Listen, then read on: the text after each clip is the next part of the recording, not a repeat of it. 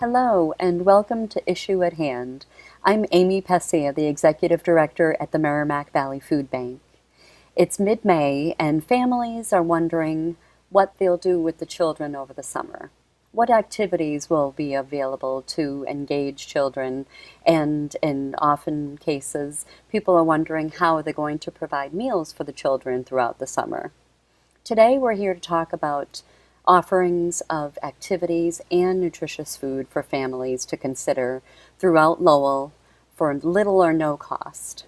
I'm joined by some representatives of organizations who participate in activities and provide nutritious food for children. First, we have Caitlin Hickey, who is the youth coordinator at the Lowell Recreation Department. Juan Carlos Rivera is the Director of Operations at the Boys and Girls Club of Greater Lowell. And Tammy Dubois is the Program Director and runs the Summer Feeding Program at the Merrimack Valley Food Bank. We're so pleased to welcome our guests today, who will tell us about what's offered, at what cost, and who's eligible to participate. And we'll start with Caitlin. Would you talk about activities that are offered from the Parks Department and the other activities through organizations that you partner with? Yep, so for the summer, we have a 3 and 4-year-old program at the Riley School. It's from 8:30 to 2:30. We offer a free breakfast and free lunch with the help of Lowell Public School lunches. They will be involved with, a lot of arts and crafts, a lot of singing, dancing. We have the library. The Polar Memorial Library will come 3 times this summer and do story time with those kids. They bring props and everything. The kids love it. They will also be doing some games. We also have a dance program that will be coming, teach the kids, basic dance skills and stuff like that. So that's the 3 and 4-year-old program. We also have 5 to 11-year-old programs at 6 different locations throughout the summer. It's the Maury, the Daly, the Riley, Shed, Wing, and Gage. It's a lot to remember. But those programs will also have, arts and crafts, the free breakfast, free lunch. Majority of those programs will be running from the same time, 8:30 to 2:30, but Shed Park runs until 3:30. So that one is the longest one that we have. And it's, for the 5 to 11s, it's a lot more sports-based, gym activities. We keep the kids in different groups throughout the different parks. So every hour they're doing a different activity. So it might be, tennis, taekwondo, arts and crafts, just switching off every hour. We have serviced the past summer about 1,500 participants throughout our summer programming. This year we're hoping to service around the same amount. It seems like a really big number. For example, Shed Park, we had about 230 kids enrolled in that program, but we keep it, a 5 or 6 to 1 ratio with the kids, with the counselors, to make it obviously more manageable. It seems like a big number, but it's really not that scary once you're actually, at the park and seeing all the kids split up, and it's organized chaos, I like to call it. And that's good to know. I'm sure the parents are happy to know that there won't be one counselor to 50 children. Right. And tell me about the counselors. How are they hired? What kind of training do they get in preparation for the job? So I believe the beginning of April is when we actually started bringing in the kids for interviews. They have to fill out an application. We actually went to the job fair at Lowell High School a couple weeks ago. And the kids, they don't need any requirements or anything like that. Anyone can apply as long as they're at least 14 years old. And for our supervisory positions, we require CPR and first aid certification, but we also offer those in-house too if anyone is looking to sign up for that. For our staff positions, they don't need to be CPR and first aid certified because each one of those groups that I was mentioning, they all have a supervisor and a coordinator and site manager right on site there that are certified in those. So we don't make it mandatory for the staff kids to have them. But yeah, that's all. They just need to be 14 years old. They can come in, apply. We interview them. I'm still doing interviews today. I have a bunch scheduled, so it's been ongoing process. I think right now since April we've done probably around 200 interviews, I want to say. Wow. It's every day we've been doing them, probably Monday through Thursday pretty much. So It's been very busy. And do the number of positions you're able to fill depend upon funding that's available? And Yes. does it seem at this point like things are going to be on track for what you hope to achieve? Yep, so we're hoping to have that same number of participants in the programs as last year, around 1,500. We are able to provide programming at no cost to everyone with the help of city funding and grant funding. We also receive, staff members from the Career Center, which is a huge help to us. Usually, we have a certain list of, a number of kids at each site that we can take in, but we have a waiting list for each site.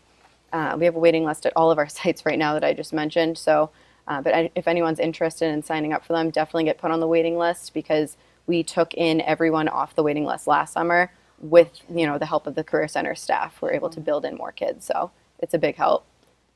And parents may want to know if there are any splash pads that are going to be open. Are they all Oh, yes. scheduled to be up and running? They're all scheduled to be up and running. Not sure of the exact start date yet.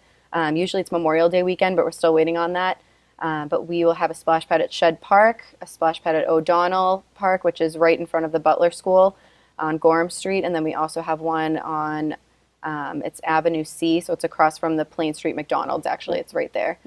So those should be open, starting July 1st. I know for a fact they'll be open every day about 12 to 6. So. Excellent. There's no shortage of no. things to do. And your department and you personally work on gathering all of the activities that we're going to talk about today and more in the Yes. Healthy Summer brochure. Can you tell viewers about where they can find that and when it will be available? So the Healthy Summer brochure, it's something that my office has done for a number of years now. Before I even started full-time, they were doing it. But basically since about March or April, I think I've reached out to various nonprofit organizations and just different agencies throughout the city and outside of the city, really. I have a few on there from Westford and Littleton and stuff. But they, send me their summer programming information, and then I fit it all into a, Microsoft Excel sheet, get all of that in there squared away, so that way we can print them out. We'll have about 12,000 copies printed and delivered throughout the public schools and some of the private schools too in Lowell. So that should be out before the kids get out of school, usually. It might be cutting it close, but we'll get them out before the end of the school year. And it'll also be available on our website. We actually have a new website with the Lowell Recreation Department, so it's lowellrec.com. If anyone is interested in signing up for any of the programs that we have, they would just need to log into lowellrec.com, create an account for themselves, and then it's basically like online shopping. You go to a program that you're looking at, add it into your cart, and then just follow the checkout process. So it's fairly easy, but it's brand new this summer, so Great. Oh, it's been fun. excellent. And it's free, which Yes. I'm sure helps families to plan for what children will do throughout the summer. Definitely. We also, one more thing I have to mention, just because Merrimack Valley Food Bank is here too, we have an arts and crafts program that goes to different locations throughout the summer, and they also offer free lunches to all the kids. So that is in partnership with the Merrimack Valley Food Bank, which is awesome. Love partnering with them. And so Arts and Crafts Group will be going to Eagle Park in Centerville, McPherson Park in Centerville, and the last one, the Splash Pad on Gorham Street, O'Donnell Splash Pad. So all the times are on our website. Excellent. Thank you. And Juan Carlos, can you tell us what, I'm sure there are a number of activities available for children who are members of the Boys and Girls Club of Greater Lowell. What can you tell us about those? There are. We actually start our summer program on July 5th. And so we have a number of different programs that we have available. Our young people, we serve young people between the ages of 7 and 18. Anywhere from when folks come in, they can be doing arts and crafts as well. We have other art programs. We partner up with the Whistler House, so we bring a number of our kids to the Whistler House as well. We have athletics programming, everything from volleyball, floor hockey, basketball, you name it. I think we pretty much do every sport that I can think of. We also have a program where we offer music instruction. And so our music clubhouse has instruction around piano, guitar, voice, sound recording, and they also do beat making. So young people are able to do that as well. We have a program called Summer Brain Gain, and so basically what they do is they go into our what we call our brain center, and our young people do all STEAM programming. So everything science-based, math-based, and they'll get to construct things, Lego robotics. Last year we ended up doing solar cars, so the young people can do solar cars and learn that experience as well. Last year we started a garden, And so that'll be in full force this year. So the kids will be learning about gardening as well, which we're very excited about. We typically have in the summer about 350 young people that come in through the doors. We are right now, early registration started April 1st and it will end June 10th. We'll still have open enrollment, but if you're trying to get the young person signed up earlier, usually what we do is we charge about $30 for registration, $30 a week. It's about a 7-week program. But if you sign in for early registration, you get the 7th week free. We also do scholarships, so we typically don't turn anyone away. If a family is struggling and is not able to pay, then we'll work with them either to reduce the fee or in some cases give them a free scholarship. And in terms of field trips, we have a number of different things that we're doing. We're having field trips to go to Great Brook Farms. For the teens, we're bringing them to the beach. A couple of times we end up bringing them to Hampton Beach. We have Bookworm Wednesday, and so every Wednesday our kids have to read a book. They do a little book report, and then they get to go to Showcase Cinema for a free movie, which is very exciting. It's a lot of work because you bring about 70 kids to the movie, but they love it. So we have that program as well. And then we also have we're going to the Boston Museum. We're going to the Children's Museum this year as well.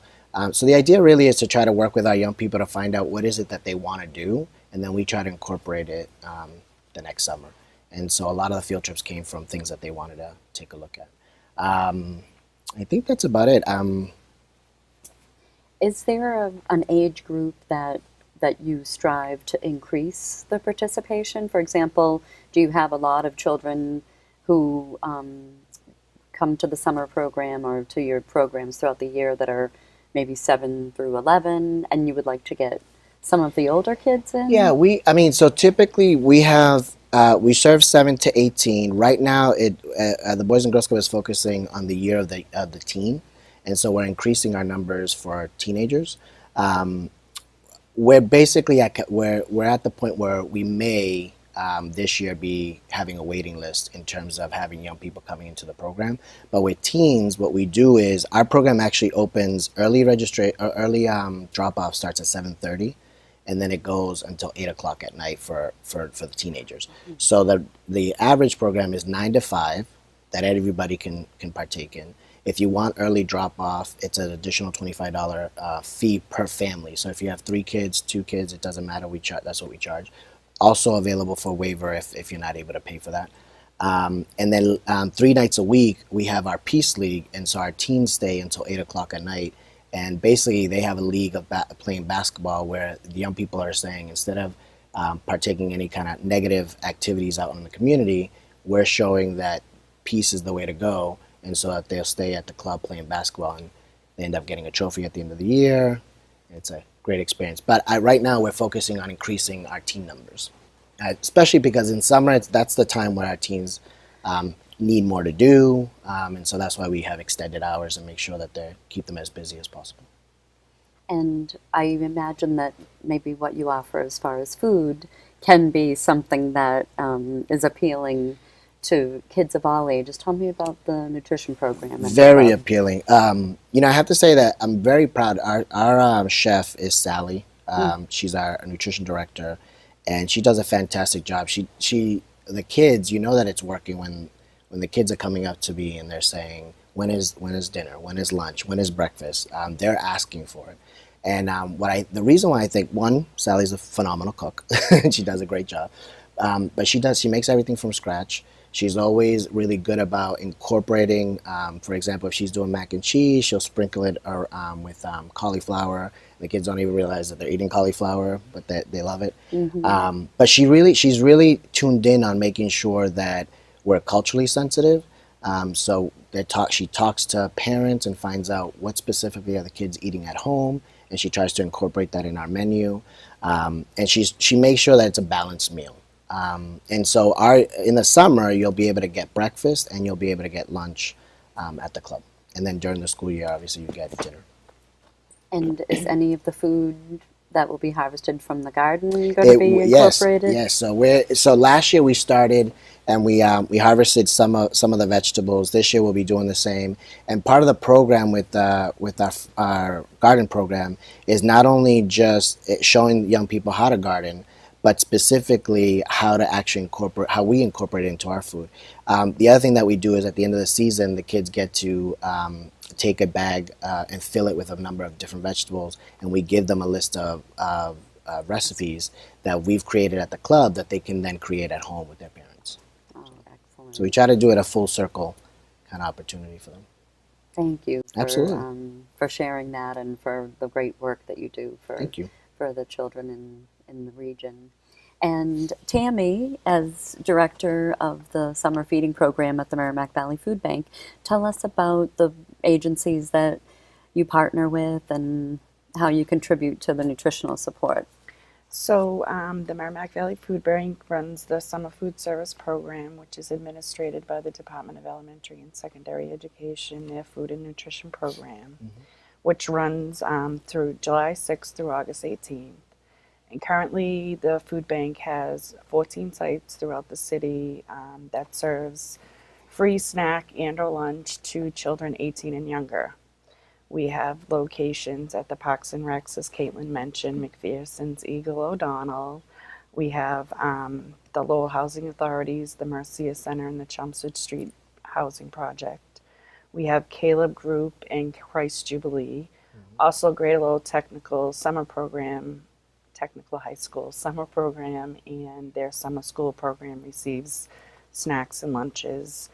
And we started to serve at the Lord Pool last year, which was a huge success. Once the kids realized we were going to be there, they were waiting for us, which was nice. So it increased, our numbers increased towards the end of the year, and I'm hoping to exceed that this year. We also serve at the Whistler House, the YWCA, and there's different activities that take place at each of the locations. You know, arts and crafts, reading, the recreation part of it, swimming and dance, and they, you know, potentially they go on different field trips through each agency, and hopefully we're gonna be able to offer the Spinners game again this season, which would be nice. It was a huge success last year, although it was 95 plus degrees out. But it was a great time, and the kids really enjoyed it. So we're really excited. It's a fast 6 weeks. There's a lot of, there's a lot that's involved in it, but it's worth it just to be able to feed the children. Last year we served almost 13,000 lunches in 6 weeks, so it's really amazing. And one of the sites that we serve is the Lowell Community Health Center Oh yes, I'm Teen sorry. Block program. That's okay, because that I think is in line with what Juan Carlos was talking about, and the program. We've had the opportunity to attend their graduation, to attend their performance, and we provide snacks and We provide meals. snacks and lunches to the teen block. I'm sorry, I forgot Oh, them. that's okay. We're really excited to be able to partner. We're going to be partnering with the Collegiate Charter School of Lowell this year. We'll be able to prepare our lunches there, and I'm in the process of adding them as another site as well. So that will make 15 sites in total. And tell me about the 13,000 lunches are a lot. How is They, that accomplished? It is there. It is accomplished through. We have 2 adult staff, and we're fortunate enough to get 5 kids from the Career Center who prepare the lunches and snacks. And they're start at 7 o'clock in the morning. They're done by 12. And where we serve at the pool, one of the kids from the Career Center will be with the supervisor as well, serving the lunches at the pool. I'm hoping it will be the same as it was last year, because there needs to be 2 people distributing the lunches to do the paperwork and make sure that the child gets a complete meal. A complete meal is the brown bag and then the milk that goes along with it. And those are all components of the USDA meal, which we and a couple of other site sponsors in the city do get reimbursed for, which is Yes. We do get reimbursed from the USDA in regards to however many lunches we end up serving and snacks. and as you said, it is a quick program, but we provide training for We do the- provide training for the supervisors that will be distributing the lunches throughout the various locations in the city. Caitlin is well aware. Mhm. She's a Go every year. veteran. Yeah. And our program, as well as the recreation department, through the Career Center, offers that opportunity for high school age children to work, to earn some money throughout the summer, keep them busy like the activities offered, and just make the community a better place. I've actually had one of the kids from last year reach out to me, gosh, I think 2 months back, to see if she could come back and work for, making the lunches again. And I told her I don't know if I can say for sure, but hopefully we'll be able to get a few of the children that worked last year, because they're familiar with the process and they know, how to make it happen, because Right. a lot of lunch is being made in a short period of time, and every site comes to pick them up, and then they distribute them to the kids. We and our organizations can't do all of this work on our own. What are some of the community partners that you work with, Caitlin? So for the lunches and the breakfast, we partner with the Merrimack Valley Food Bank, the Lowell Public Schools, and then for our programs, all the the fun activities that are built into it, we could not do it without the Lowell Police Department offers the K9 presentations, the Lowell Fire Department sometimes will come with a safety van, the DPW department does a touch a truck with our kids. They love it. The neighbors hate it, but they're beeping the horns, but they love it. We also have Masterons Taekwondo that teaches the Taekwondo lessons. We have a free dance program offered by Renee Welcome. The library, like I mentioned, they do the story time with the kids. The Career Center is a huge one, and the health department. So all of those we cannot do our programming without. So. Juan Carlos? We are very fortunate to have a number of different partners. In terms of our staffing, we work collaboratively with the Career Center, and so the Career Center usually provides about 22 young people that come in and support the summer program. We work with UMass Lowell, and through their work study and co-op program, they allow us to have students. And then we also work with Lincoln Tech, also provides us with students to work throughout the summer, which is great. We have an officer through the Lowell Police Department that ends up building relationships with our young people, but also we have a week that we call Hero Week, and we bring officers, firemen, folks from the medical field to just kind of do different activities with our young people and get them excited about the different career options. And then I would also, there are a number of our parents, I consider them our partners. They volunteer quite a bit. We've had partnership with Lowell General Hospital, doing trainings for us and for our staff. So we've really been very fortunate to have a lot of folks coming in and helping out for us running our summer program. The last partner that I'll mention is we've partnered up with Puma, and for the last couple of summers, Puma comes in and they do a huge field day for our young people. And one of the benefits is that their whole staff comes out. They do this whole field day with our kids for the whole day. They provide lunch for our kids. They also get a book bag filled with school supplies, and every single kid gets Puma sneakers. Nice. So they're very generous, and we're very lucky to have them. So. And at the food bank, we're fortunate to partner with agencies that make it possible for us to allow the Spinners outing. What are some of the places that funding has come from for that? Well, for the Spinners tickets last year, we were able to get grant funding through the United Way, which was huge. We received a few other different grants that we were able to use for transportation last year, because some of the sites are a little further out and weren't able to get to the game. We were able to receive funding from Project Bread. the Department of Education. We were able to purchase T-shirts last year for all the kids with their agency name on the back, which was really nice. Every site had a different color, so when we were at the Spinners game, we could kind of figure out who was where. You wanted a great partner this year is the Collegiate Charter School of Lowell. We reached out to them in regards to using their kitchen to prepare the lunches, and it was a yes from the beginning, which is great because we used to prepare the lunches at Lowell High School, but because they're growing and preparing more lunches, there really isn't enough room to squeeze us all in there.